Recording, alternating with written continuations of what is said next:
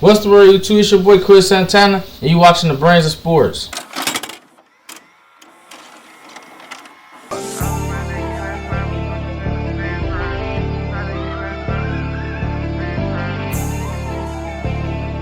So look, today on Agenda, man, we gonna be doing the Clippers and Warriors reaction, and we gonna be doing my 5 takeaways on this game. So we, you know what I'm saying, on this game plan behind me. And for the most part, this game is pretty much what I thought it to be. Like this is they displayed what I thought of the two teams. To be honest, it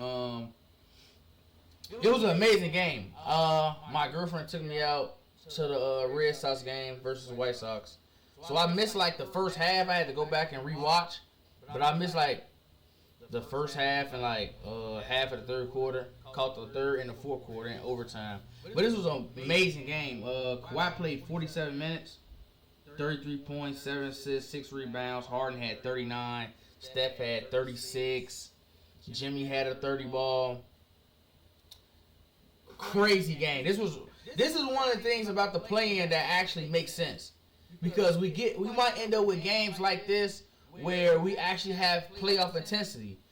But the only thing I don't like about the play-in is simply just that they need to make it a game requirement where, like, you have to be a certain amount of games back to even qualify to be able to fight for a 7-8 seed. Because there's no reason that Golden State or Memphis should have to play the Sacramento Kings or the Dallas Mavericks.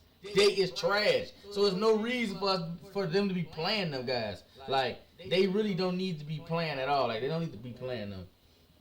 So, really, my first takeaway, to be honest, is the Warriors' depth, which I've always, when I'm going to do my ranking, I should record that way before, but, you know, stuff be going on. But my ranking of the title contenders, and my concern with Golden State is simply just that I don't know how many guys on Golden State's roster I can trust. Like, Paz is good. This is going to be Paz's first playoff run.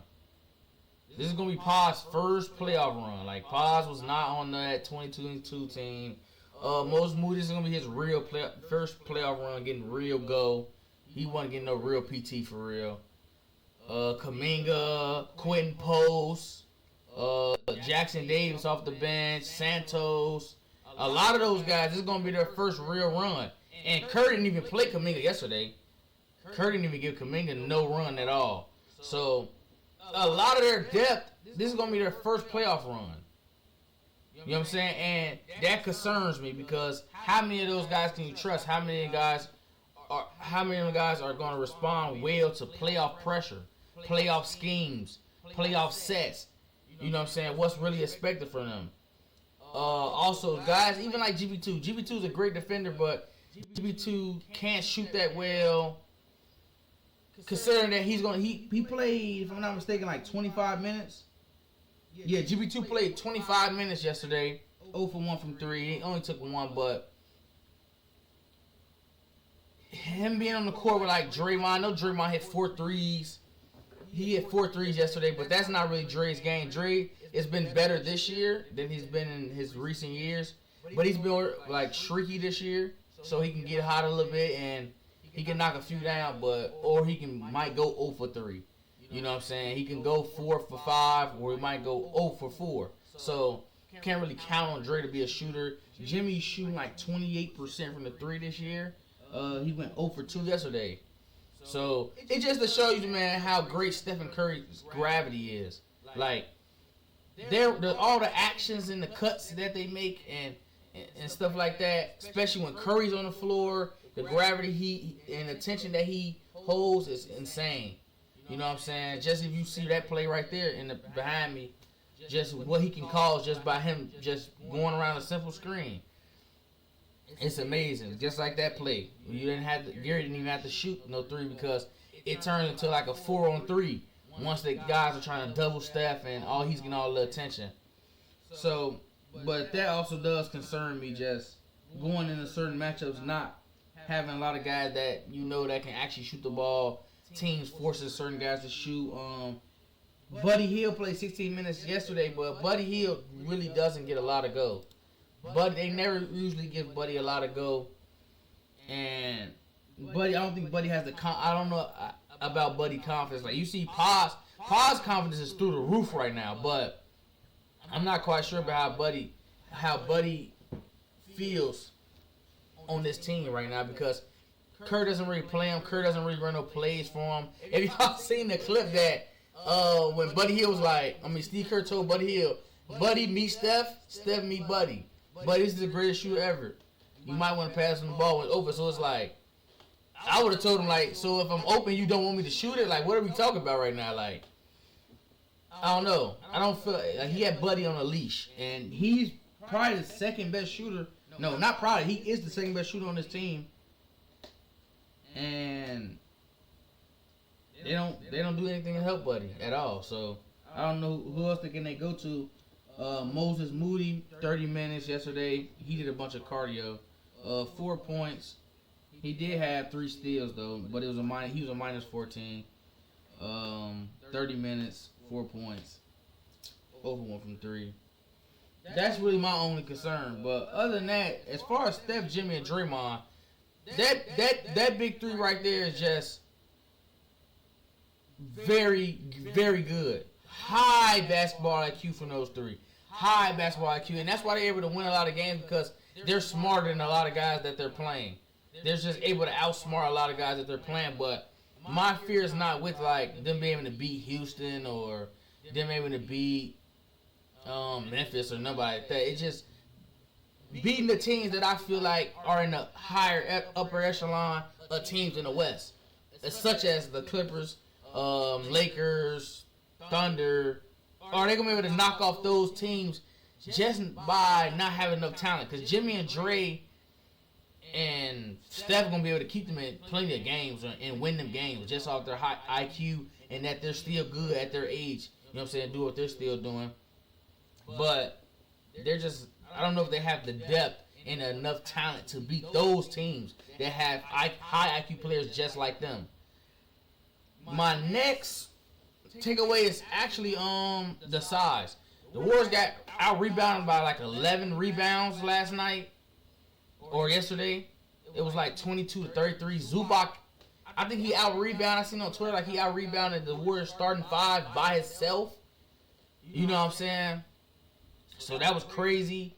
And yeah, they play small ball. So when you play small ball versus certain teams that just got the size advantage, which that also kind of, it would worry me if Houston had like Kevin Durant. If Kevin Durant would have been traded at the deadline to Houston, that would worry me, because I would know, like, okay, they have a legit scorer, a guy that can come down and score every single possession, get them out of some tough situations, and then you got guys like Jalen Green, Sengun. But we don't know what all they would have gave up for Kevin Durant, but I'm not still worried about them against Houston if they win tomorrow, Tuesday night, against Memphis, just because Houston half court. Their half court offense is horrendous. So there's no need to really worry about them at all. Not at all. Like, because they can't score for real. There's too many scoring lulls in Houston's game. But they have a lot of size. They have a lot of size, especially when they're starting Sengun and Steven Adams. We seen them play Golden State a couple games back, and they beat them, only holding Stephen Curry to 3 points. But that's gonna be a problem. They have to focus tremendously on the glass, like the Lakers do.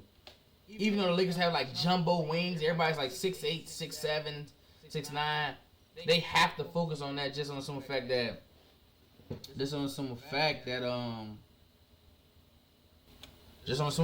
they simply just don't have any size or like a center or nothing to help them on the glass, like a Zubac or a Jokic or a Hartenstein, Chad, Rudy Gobert, guys like that, you know what I'm saying, that just can rebound and create extra possessions. They lost the rebound battle last night, and that's one of the things I talk about a lot when we talk about the playoffs is certain things that literally win you series, which is defense, rebounding, and versatility. You know what I'm saying? Your personnel. And another thing is probably like free throws, because being able to make free throws literally wins you games. And especially in the playoffs, that will literally lose you a game, and that could cost you a series. Like, everybody know when the playoffs come around, bro, one game could cost you the series. A game could cost you the series. Momentum could swing. Certain guys can get confidence. One game can cost you a series. Like, going up 3-1 and being tied 2-2 is two. Like, literally, it's one game difference, but literally, that's two different positions. Like, that's two different things. My third takeaway from this game. Let's talk about my third takeaway from this game. You know, I'm literally a Kawhi Leonard fan. You know what I'm saying? When healthy, you know what I'm saying? Top 5 player in the league. Nothing to talk about. Top 3. Top 2. And he not 2. I'm just keeping it a buck. Like, everybody know how I feel about Kawhi Leonard. My man's why just, you know what I'm saying? Dosey just ain't. He just been getting a couple injuries these last few years, man. I feel like a lot of people, they down talk Kawhi, saying he don't want to play. But like guys like Anthony Davis, they get bumped, they get shouldered, they do the littlest thing and be out for 4 games. But Kawhi is literally having major knees injuries and having to have surgery and everything. But no, nobody feel bad for Kawhi. I feel like a lot of people gonna feel bad for Kawhi, and like we didn't never get to see. We missed out on a lot of prime Kawhi years due to injury. You know what I'm saying? A lot of those years were stolen from us, but every single time he gets injured, he come back stronger than ever. Kawhi's health is gonna be the big key for the Los Angeles Clippers. It's just simple as that. Because if he's healthy, I've said this every single year, and he has been getting hurt these last couple of years in the playoffs. If he's healthy, there is not, especially in the playoffs, there is not a lot of players that's better than Kawhi Leonard. There's not. Like, every series, you can walk into the series and say, I have the best player on the entire floor. Just because Kawhi's game is so playoff coded. His game just suits the playoffs so well and he's so efficient. He's so strong. He know how to pick his spots. He's so smart that when we get to the playoffs and you get into a half-court sets, in that mid-range game, because I know the NBA loves threes now, but the mid-range game is very alive in the playoffs. And when you get to that point, it's very, very hard to say that he's not one of those ones. Like, he's better than a lot of guys to me. That's why I say he's top 5, especially when the playoffs roll around. It's not too many people that I'm even considering taking over Kawhi Leonard. I don't, even right now, I'm not going to consider. If you watched the game yesterday, you would know what I'm talking about. I'm not considering taking a lot of guys over Kawhi. Kawhi looks very agile. If you've been watching Kawhi these last couple games, just go back and watch. What game was that? Who he played? Houston? The Clippers played Houston. Go back and watch Kawhi Leonard highlights from the Houston Rockets game. Kawhi literally was, I'm talking about running, getting the steal, full speed with a man on his hip, going between 2 guys. I think it was Reed Shepard and one of the other backups, one of their backup centers, dunking. I'm talking about coming down the lane, around the screen, dunk. I'm talking about he had a putback dunk. He went up, tried to put it back. He missed though, but I'm talking about he looked bouncy. He's quick. He shedded that weight room weight. You lift weights, you know you start to get big and slow. So it was affecting him early on when he first came back. Before All-Star break. But post All-Star break, he shedded a lot of that, like, weight room weight. And he's actually in basketball shape, basketball condition. And he out there lethal as ever. The Clippers have won 18 of their last 21 games. I'm going to do a video on that round 1 series against Denver. I'm going to do a video. And I like the Clippers. I'm a Clippers fan because of Kawhi. I've been rooting for them all year long, even when everybody was down on us. When they said we was going to win 30 games, when they said we was crazy for letting Paul George go, when I was telling people, though, Paul George was trash, I was crazy, though. Like, I haven't watched Paul George on the Clippers every game from 2019, 2020 to last season. When I said he was weak, nobody believed me, though. They said Philly was going to be so raw and that the Clippers gave him up for nothing. Okay. Anyway, let's get to my 4th take. Jimmy actually might be playoff Jimmy. We actually might get playoff Jimmy. He had like 28. Let me see. Jimmy had 30. Yeah, I knew he had 30. He was a +2, 12 for 20. Efficient night, 6 for 9 from the free throw line, 9 assists. Only 1 rebound, which is surprising because Jimmy been on that glass lately. But it's also hard when you playing guys that's like Zubac and Kawhi when they have other like wings that can rebound and stuff like that. But Jimmy Butler, I was very skeptical of the Warriors' chances in the playoffs because I didn't know what Jimmy was getting. Because Jimmy didn't really shoot the ball when he got there. Jimmy hasn't really been, and I watched the Warriors. Like I said, I don't even talk basketball. I don't like talking basketball with people that don't watch the NBA. If you watch highlights and you waiting for on Instagram and Twitter for you to get the report of what happened and you trying to go watch the highlights because the highlights don't tell everything, bro, I can't talk to you, bro. We can't be arguing about nothing because you don't even watch basketball. You don't even be knowing what's going on for real. Like, at all. You don't know what's going on for real because you don't watch the NBA. You probably only watch your favorite team. I actually watch Warriors games. Even though I watch every Clipper game, I'm rooting for the Clippers. I watch Warriors games. I watch Timberwolves games, Nuggets, Lakers, Thunder. You know what I'm saying? I watch all those type of games, even the East games. I like watching Indiana. Indiana's a fun team to watch. I watch Detroit. Malik Bees have been going crazy all year. So I actually watch the NBA. And I'm watching the Warriors and I'm watching Jimmy not shoot the ball. And I'm not saying because of the offense they're running, just him not taking a lot of jumpers that I'm used to him seeing him taking Miami and Philly and Minnesota and all that. Just a lot of shots I'm used to him taking. He mostly is slashing to the rim and pump faking and getting fouled, getting to the foul line and finishing at the rim. But his mid-range game is still there from what I'm saying yesterday. And if they're going to get that Jimmy, they definitely can compete in a lot of playoff series. If they're going to continue to get that Jimmy. My only problem is the depth at that point. My problem with the Warriors was the depth and Jimmy. But if they're going to get that guy with Steph, they definitely have a duo that can fight with anybody's duo.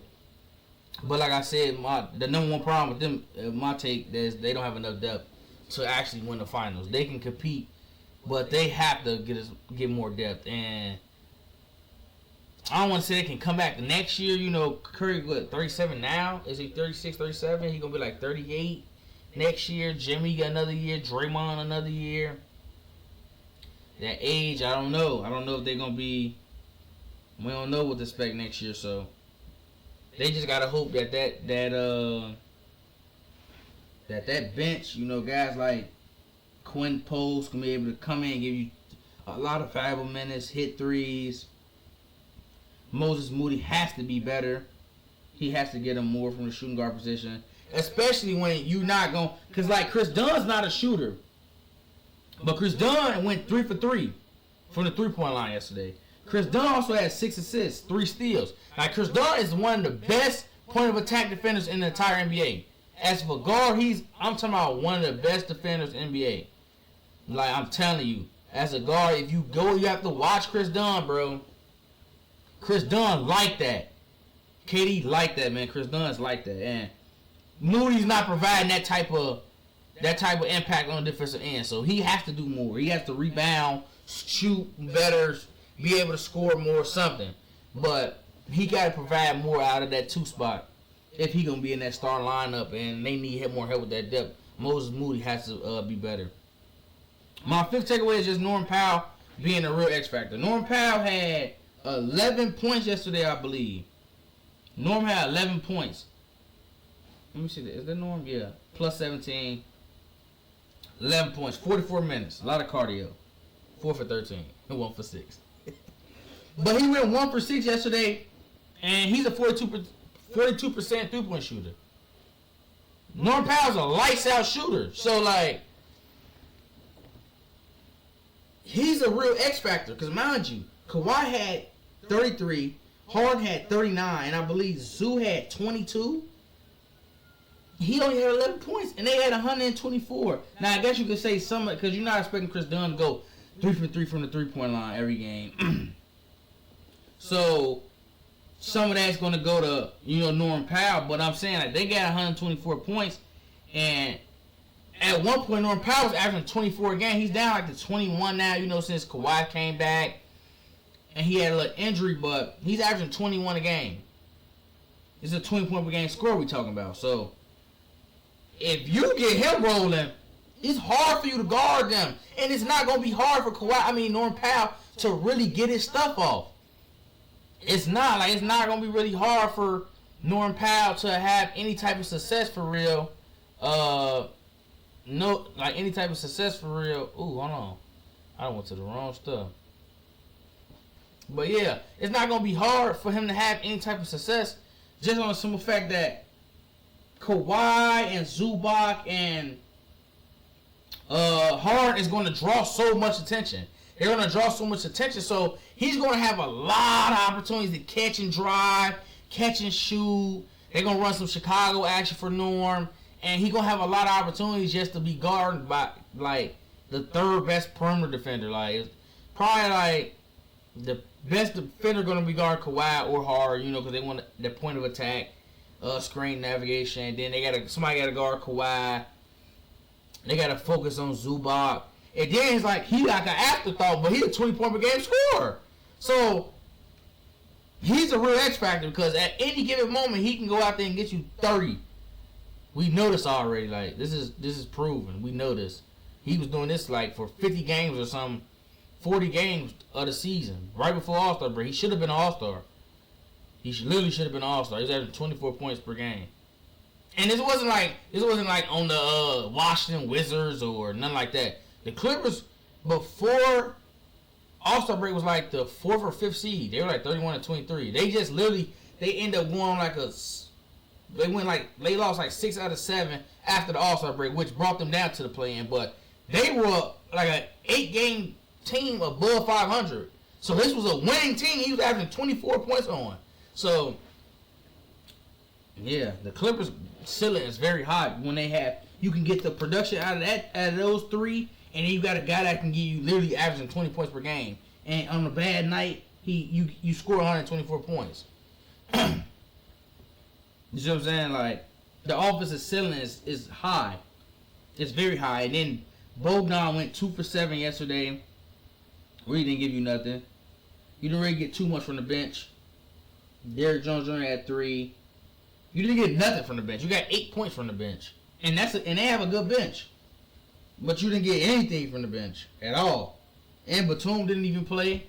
You got the groin injury. Now they get about a whole week off before they play Denver. So I seen a lot of people saying on Twitter, I was laughing at it all yesterday, bro.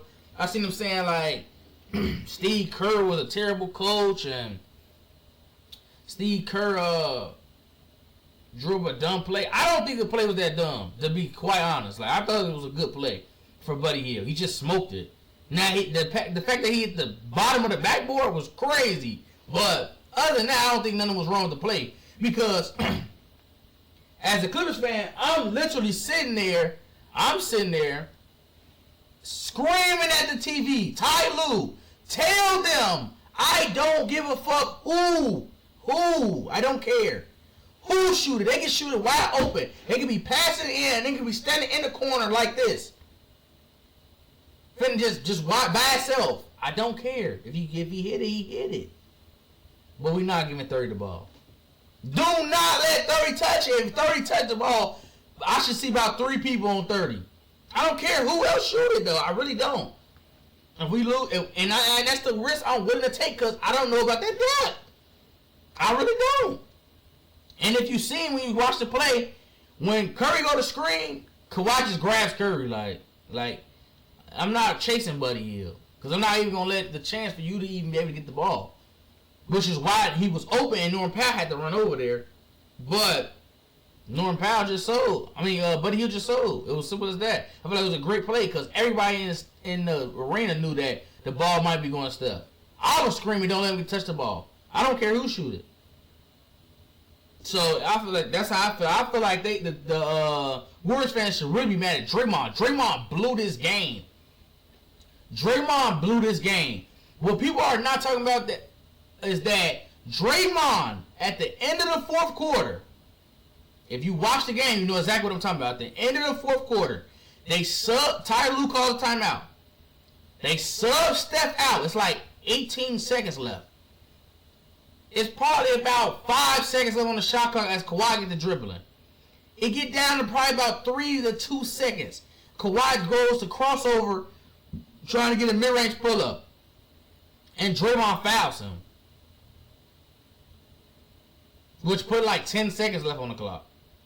And mind you, when you have to reset the clock, it goes back to, the shot clock goes to 14. But the game clock is already down like to 10 or 11 seconds now. So now there's no shot clock. You foul Kawhi Leonard. Yes, I seen enough saying like it was smart because they had a foul to give. You had a foul to give, but if he if Kawhi misses right there, Steve Kerr can call timeout and you bring Steph back on the floor. Now you give Steph Curry a shot, or you can draw up a play at the end of the fourth to win the game. But once he fouled, Kawhi, he reached in and fouled him, and he took the foul. Now they allowed the Clippers literally to get the last shot, which happened. Kawhi took the last shot. He missed, but you didn't get to get Steph back on the floor. You didn't get Steph a chance.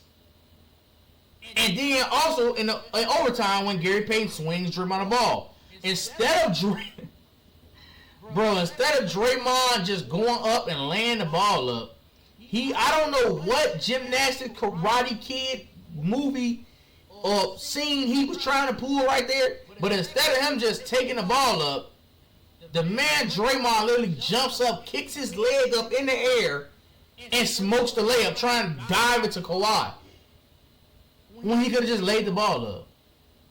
And then because that's how momentum works. We tie the game up, because they were down 2. So if you tie the game up, now you're tying the game up, and it's 121 to 100. I think it was 121 to 121. Because it was 119. I don't think they scored after that. Yeah. I don't think they scored after that. It was somewhere in there. But they were down 2. So I think it was 121 to 119. So if he just lays the ball up, now it's a tight game. Now you're putting the pressure back on the Clippers. So now if you get a stop, and now you scored, the pressure's all on the Clippers. But instead, now you basically bless the Clippers by smoking the layup. So now, like, I don't know. And if I'm worse, I'm mad at Draymond, because I've seen him do a lot of dumb stuff. That defensive player of the year. He should have been, while he screamed he defensive player of the year, he should have been stopping somebody. And I know. Y'all gonna be saying, bro, he was locking up Kawhi at the end of the fourth, and he was locking Kawhi up in overtime, and bro, he wasn't locking nobody up. That had nothing to do with Kawhi not scoring. Like, that had nothing to do with Draymond. Kawhi didn't play the entire whole game, plus the overtime. So Kawhi played 47 minutes. Kawhi, I seen it in Kawhi legs. Like, Kawhi simply just ran out of gas. That's why Harden, and the reason that Harden was able to take over the overtime like that is because Kawhi took over the fourth. Kawhi led them all the way down till they got to that crunch time. He led them all the way down. And Harden was just playing the back lane, letting Kawhi cook, letting Kawhi do what he needed to do. And then in the overtime, Kawhi took the back seat, and Harden brought it home. It had nothing to do, though, with Draymond actually being. Because if that was the case, why would he stop and why would he guard Kawhi when he was cooking Jimmy Butler ass? When he was frying Jimmy Butler ass, why wouldn't he after stopping him? They would have never got to that point then if he was playing defense. Or why he take his ass out there and guard Harden when he was frying Jimmy ass too? Well, I'm trying to figure out, I don't know. You got somebody else, I guess. Because don't nobody got no answer for what I'm talking about. So, but yeah, man, that's my whole reaction and my takeaways on that game yesterday. Probably the best game of the NBA season. I'm not gonna lie. They had that Timberwolves game against Jokic when he had 60. A few other games though, but that game was amazing. I feel like that was the best game of the season, especially at game 82. We got real playoff intensity, real playoff rotations. That was real playoff basketball, man. Yeah, man. So if you like this video, subscribe, like, comment. We got way more content coming away, man. It's the playoffs, man. It's gonna be litty, man. I got finna do this Clippers versus Nuggets breakdown. I got the Lakers Timberwolves breakdown coming too. What I think, about who gonna win and what my predictions gonna be, man. I'm usually always right, man. Y'all know I'm coming, man. Quillysantana out.